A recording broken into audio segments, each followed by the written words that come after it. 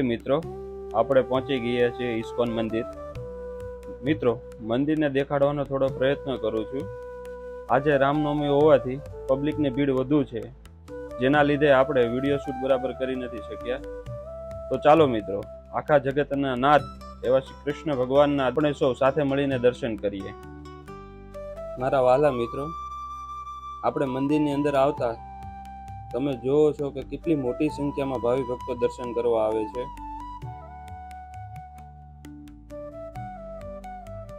મિત્રો, મંદિરમાં આવતા આપણા સૌના જગતગુરુ એવા શ્રી કૃષ્ણ ભગવાનની અદ્ભુત મહામંત્રની ધૂન ચાલુ હોય છે.